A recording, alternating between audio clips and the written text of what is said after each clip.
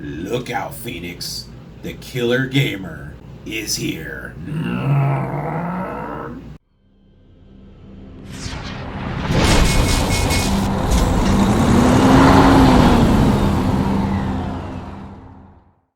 Hello, truckers, drivers, and adventurers. I am the Killer Trucker in training, and we are going on with another day here.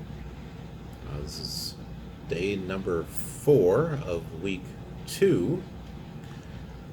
Today, I believe we're going to be doing parallel parking. Yay. Never been too fond of parallel parking with a regular car. The fact that this is going to be happening with a semi, this should be interesting. So I will let you all I'll let you all know what happens when I get back.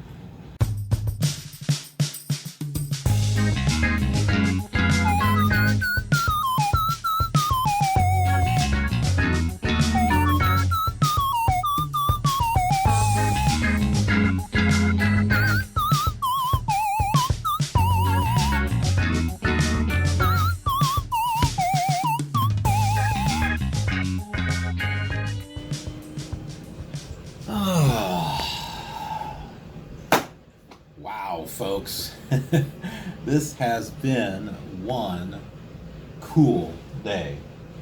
Has been a very cool day. So, yours truly, the Killer Gamer / Killer Trucker, actually drove a semi-truck. And I don't mean just back and forth doing parking, although we did do that, on the road. Yeah, on the actual road. Mainly doing, right turns and stuff, and we have to verbally communicate what it is that we see, so that way the examiner knows what we're thinking. So we need to be looking, saying, okay, I see this car that might be coming out or might be turning. I see this pedestrian that could be a potential hazard. I see a light coming up. It's a stale green light because it's been on for a bit, so I may have to stop. All these kinds of things. I got to drive for an hour. I drove for an hour. Now there's 4 people in our group. Usually they don't have 4 people to a truck. It's usually 2 or 3, but we wound up with 4. But we seem to be doing okay because we're learning from each other along with the instructor. And the instructor's really cool. His name is Rick. He's an older fellow, might be in his 60s or 70s, but he's like old school trucker. Totally awesome. He's a veteran. I can totally relate with him. And we have another person in our group, Devin, I think is his name. He's also a veteran too. It's just kind of cool that we can kind of bounce off of each other. I mean, we got the oldest veteran, we got me, the middle veteran, and we got Devin, kind of like the more younger veteran. So it's kind of interesting, but no, we're doing really good. So yeah, I went on the freeway and I went down the wrong way and made a U-turn and flashed my headlights at people, and some of you are like, huh, what? Yeah, go watch my early videos of American Truck Simulator. Oh heck, just throw Euro Truck Simulator in there as well. And you'll know exactly what I'm talking about. But then again, you may not want to watch those. But my longtime viewers that have been here for a while, they know. Heck, it's entertainment. What can I say? Well, don't worry. I'm not going to be doing that stuff for real on the road. So I'm taking that completely seriously. So, yeah. I mean, it's really cool. Let me just kind of go over what we did today. So every morning, we couple a trail to a tractor, get it all hooked up and everything, and then we do our pre-trip with it. So, we check all the parts and everything, make sure everything, we're basically practicing our pre-trip. And then after that, we start our skills practicing and testing, and that's pretty much, the parking. And today we did parallel parking. Something I've never been really good with a car, but for some interesting reason, I was able to do it with a semi-truck. It's basically, you do it in 5 parts. It's just like the offset backing. You do it in 5 parts. So you pull up past the box that you're going to be doing your parallel parking in. And then you back up just a little bit, so that way the cone at the, let's just say, can you read it that way? Probably not. I don't know. So, all right, here we go. Use this. So this is the box that you need to park in, right? All right, and here is the here's the semi truck. Okay, so you're driving past like this, right? And then you're going to back up just a little bit to where the edge here is kind of like in line with like your tandems. And then you're going to turn your wheel 1 1/4 turn the opposite direction that you want your trailer to go. So if you want it to go this way, then you need to turn your wheel the other way.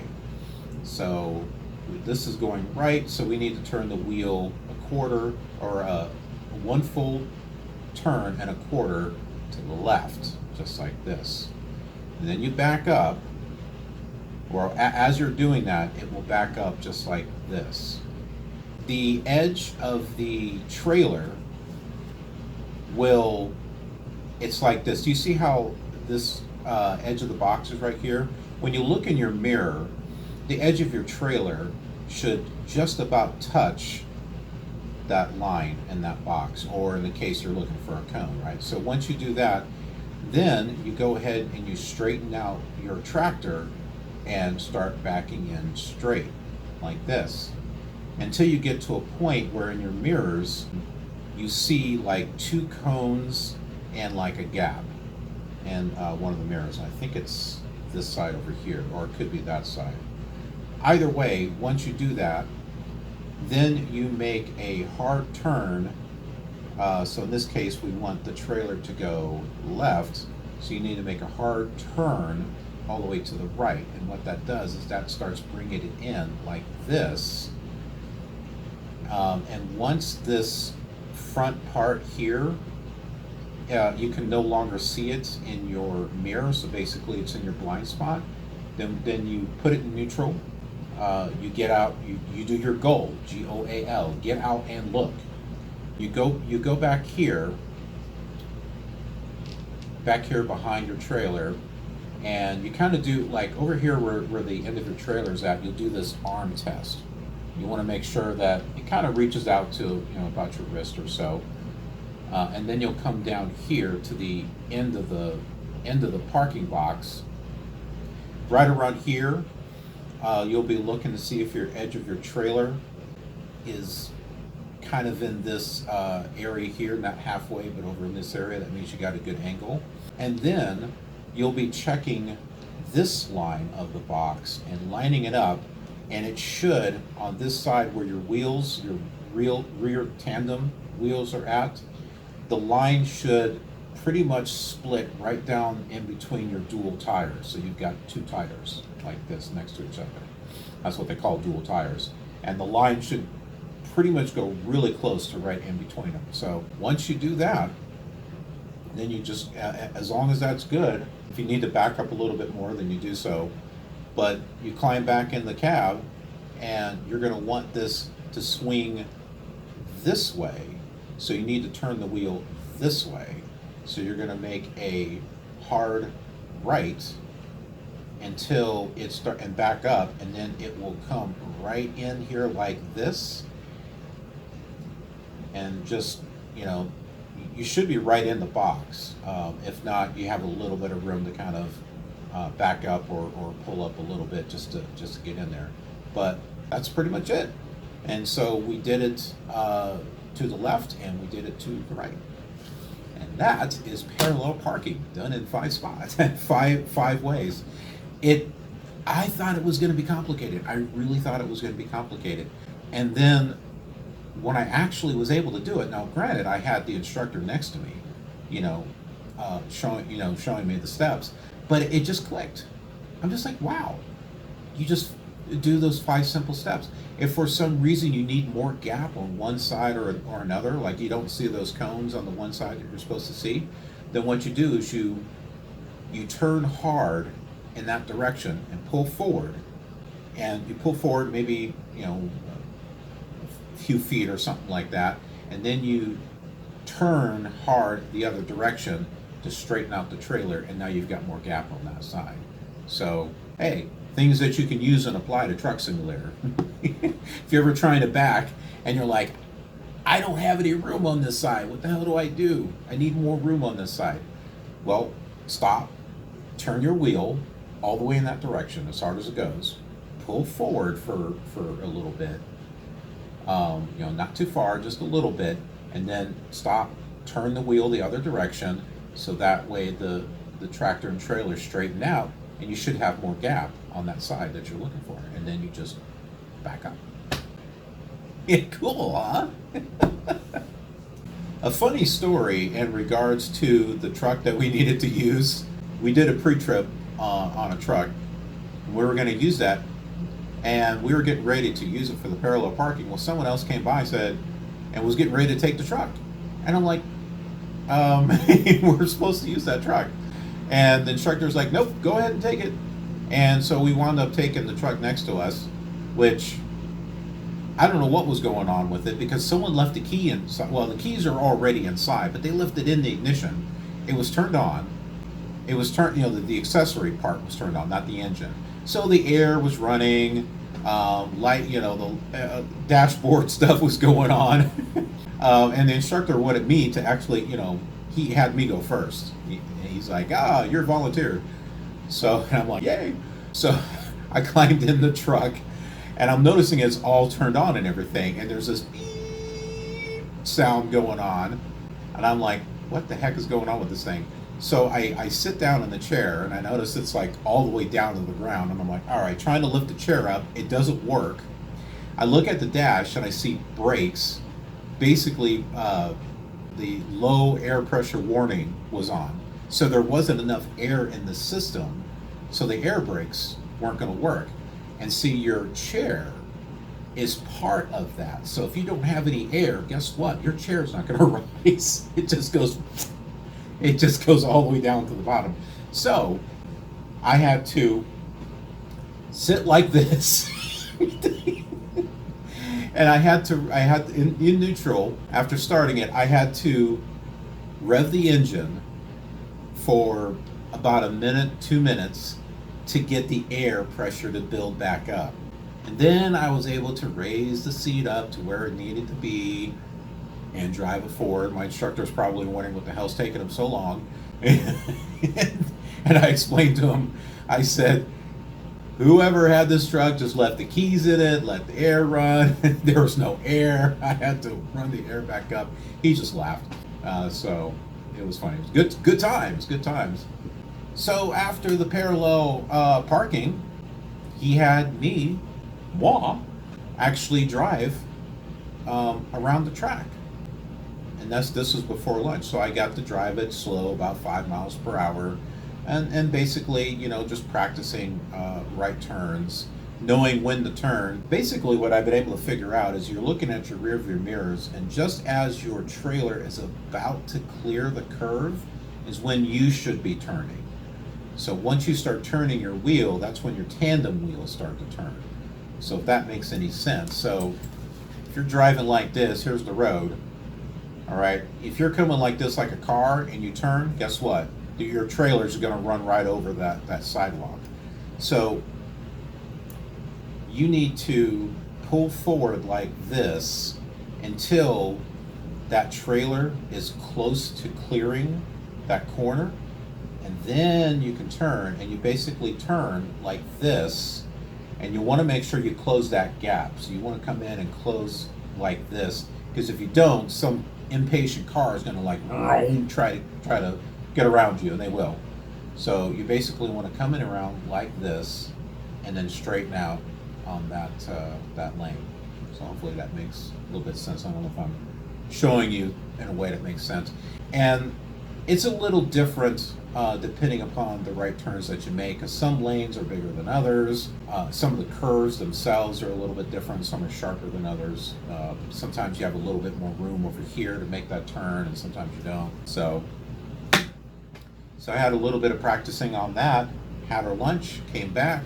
Guess who was the first one to drive out on the road? It was me. Thank goodness they didn't watch any of my videos. So yeah, got to drive on the streets of Phoenix. Yeah, we didn't go too far. Mostly, the only left turn that I made was out of the Swift facility, but then everything else was right turns. And like I said, you have to kind of mention what it is that you're seeing and what you're thinking. And I kind of think of that as in, when I'm doing the live streams, and I would do commentary and I would talk and it's kind of just like that. So the fact that I've done live streaming and I'm constantly trying to be engaging and not just kind of, just kind of talking and stuff. Same basic concept, except we're not talking about the weather or something like that. I'm basically saying, hey, keeping an eye on what's going on. Oh, look, what's that idiot going to do? Things like that. But as long as you're being engaging with that and constantly seeing what's going on, you're not going to have your instructor say, what color was that car you just passed? You're already ahead of the game and saying, yeah, this white car over here looks like he's going to be making a left turn in front of me. I need to be careful. We got a red car over here that is going to be turning right. Just making sure he's not going to pull out in front of me. Things like that. Also, when you're seeing a speed limit sign, you're like, okay, posted speed limit here is 45. My safe speed is 40, because you don't want to go over the speed limit. You will fail. So you have to drive a safe speed 5 miles per hour lower than that. And that gives you a little bit of wiggle room there. If you come across bridges, you need to say, okay, the weight limit of this bridge is such and such. If it's not, it's not marked, so it's good for 80,000 pounds or more, or something like that. I'm still trying to memorize that part. But yeah, that's pretty much it. So tomorrow, I think we might be doing 45-degree angle backing, but in the afternoons, more road testing, more on the practicing on the actual road. And so all next week, in the mornings, we'll be practicing everything that's going to be on our test. So everything that we're learning, not all of it's going to be on the test. So the straight line backing is, the offset backing to the left is going to be tested for our commercial license, not to the right, but to the left. To the right was just kind of like extra training. And then parallel parking on the blind side, on your blind side, which is on your right side, will be tested. And we'll just basically be practicing those in the morning, and in the afternoon, we'll be on the road. And that's going to be all next week. And then the week after that is when we test. So we're getting there, folks. We are getting there. Let's go over a little bit of some more of our pre-trip studying. All right, let's go ahead and continue on with our pre-trip. Remember, we're doing just a little bit at a time because there's a lot to study. So we're going to continue, and we're going to move on to the suspension system.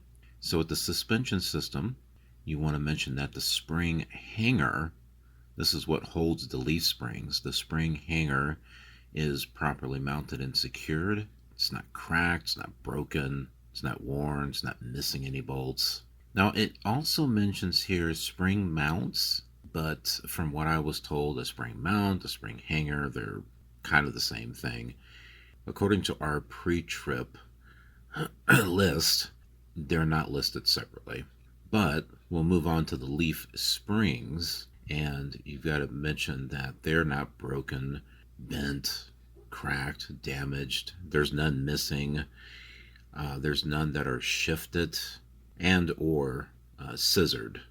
Basically shifted to what would look like kind of like a pair of scissors. And then the most important, well, I'm not going to say the most important thing, but don't forget to mention that the U-bolts that hold them there, they're securely mounted. They're not bent, broken, or cracked, and all the bolts are present. The U-bolts, that's something that I sometimes miss, so remember not to miss that. And another thing that might be easy to miss is the shock absorber. I mean, you would think that you wouldn't forget something like that, but when you're going through stuff, you might just accidentally skip over it. But the shock absorber, remember that that is properly mounted and secured. It's not bent, broken, or cracked.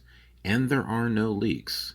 Yes, it can leak from the shock absorber, and some carriers, Prime Incorporated specifically, they will say that it usually leaks towards the center. I don't know if you have to say it that way, but you do have to say that they're not leaking. We'll then go ahead and move to the braking system, which is right next to the suspension system. We'll start off with the brake hose that leads to the braking system. So the braking hose, it's not, there's no abrasions, bulges, cuts, they're not damaged, they're not cracked, worn, they're properly mounted and secured, and there are no leaks coming from that, from the brake fluid. Now that brake hose is going to go into the brake chamber, again, properly mounted and secured. It's not bent, broken, cracked, or damaged in any way, and it's not leaking. And that goes into the push rod. The push rod and the slack adjuster are connected. You can look, we'll talk about the slack adjuster. Basically, the slack adjuster, as the brake pads or linings start to thin out, the slack adjuster, it basically makes up for that slack. And the push rod is what controls that, but you've got to make sure that that slack adjuster is no more than an inch. You would pull on it with gloves, and if it's more than an inch when you pull on it, then you need to have it adjusted. But anyhow, that push rod, properly mounted and secured, it's not bent, broken, cracked, or damaged in any way. And then the slack adjuster, again, not bent, broken, or cracked, it's properly mounted and secured. There are no leaks that come from push rod or slack adjuster, but they are from the brake hoses and brake chamber. And continuing with the brake system, it will go into the inside of the wheel. That's where the brake drum and brake linings are at. So there's just a little extra things in regards to these. So the brake drum, it's properly mounted and secured. It's not bent, broken, or cracked. There's no dents, there's no holes. Some carriers or schools will say that there's no illegal welds in that area. I didn't see that with Swift/Arizona, but that's just something to keep in mind. And also the brake linings, we mentioned this. Going back to the brake drum, got to mention that there is no debris in the area, and there's no oil. And then down to the brake linings, they are properly mounted and secured. They're not bent, broken, cracked, or damaged in any way. Also need to state there's no debris. They are not oil soaked, and they're not dangerously worn thin. We'll now move around to the outside of the wheel and talk about the wheel assembly. Swift likes to use the acronym ICD for inflation, condition, and depth. So when it comes to the tire, inflation, I want to mention that the valve stem is not broken, it's not cracked, and sometimes it will leak air if that's the case. You don't have to mention that, but I just go ahead and mention it just as a kind of like a reminder of myself. Just check it, make sure that there's no leaks coming from it. But as far as inflation, you want to say that it's properly inflated to manufacturer specifications, and that you would use a tire gauge to do that. You don't want to kick the tire or hit it with your fist. You won't get any points for that. And by the way, this is the one thing where you want to earn as many points as possible, as opposed to the other tests where you don't want to get points. The less points, the better. Some carriers will want you to say it needs to be properly inflated between like 90 and 110, or basically around 100 psi. But Swift and Arizona just say that it needs to be properly inflated to manufacturer specifications. And then the condition of the tire, you want to say that there's no abrasions, bulges, or cuts along it, and the tire is evenly worn. Where the tread is at, it's evenly worn, and the tread depth for the front tires needs to be at least 4/32 of an inch deep, and you would check that with a gauge. Then we'll move to the inside of the tire where the rim is at. Want to make sure that it is properly mounted and secured. The tire, the tire is properly sealed around that. It's not bent, broken, or cracked, that rim, and there are no illegal welds. Starting to move in more to the center, you would talk about the lug nuts and mention that all the nuts are there and they're not loose. If they were, you would see rust trails or shiny threads. And then moving into the very center is the hub seal. You want to mention that it is properly mounted and secured, and it's not bent, broken, or cracked, and it's not leaking any oil. Some carriers will want you to say that it is properly filled with oil, but other than that, that pretty much concludes the wheel assembly, and we'll go ahead and stop our pre-trip for now and continue that on the next episode. Okay, so that's it. I hope you enjoyed the episode. Hey, don't click away. Don't click away. Don't do that. No, get your finger off that button. Get your finger off that button. What you need to do is you need to move your button over to the subscribe button. Yeah, click that button right there, because if you have it, you should. And that like button, that's another one. See? And it all comes in threes, right? So that notification bell. See, three's good. Three's good. It's a trinity of important buttons: the subscribe button, the like button, and the notification bell. Got to hit all three of those, so that way you can become part of our KILR community, which is an awesome community. We have an awesome community here. We also have a Discord channel, the KILR Community. Be sure to head over there and check out the Discord channel. Talk amongst yourselves, share ideas, things that you'd like to see on the channel, all kinds of great stuff. Head on over there. We like to get involved here in the KILR community. We're all part of it. And also, hey, you'll want to know and get notified when new stuff gets uploaded to the channel, right? Of course you do. Because if you love this series, you're going to want to know when the next episode is uploaded. But not only that, if you just like entertainment in general, you're going to want to get notified, because I have a ton of stuff on this channel. A lot of stuff. Channel's been around for a long while. 8 years, I think. Between 7 and 8 years. We'll just say 8 years. Why not? So there's a lot of stuff here. So the trucking thing is just a relatively new thing that I just happened to be getting into. And there's a story behind that. You can learn about it in my Shep Rambles series, which is kind of like a news and articles, and sometimes announcements, stuff like that. So another series that I've got. But yeah, everything on this channel is organized in playlists. Okay, you don't have to go through the 1,800 some videos to try to find something that you like. Just go to the playlists. There's still a lot of playlists, but everything is organized. So just go through the playlist, and if you see something that catches your eye, there you go. You got everything all nice and neat in a playlist, and you'll be able to watch it in order. If you want to see some of the other videos that I've done, that's where you want to go. Don't go to the videos part. Go to the playlist. Go down there and check out the playlist. Also on the front page of the KILR TV YouTube channel, we'll have some suggestions of playlists that you can check out. So different things. Also social media, all that stuff is in the description. So go check that out. Otherwise, thanks for watching. Appreciate it. And I will see you tomorrow on the next episode of our CDL journey. Have a killer awesome trucking day.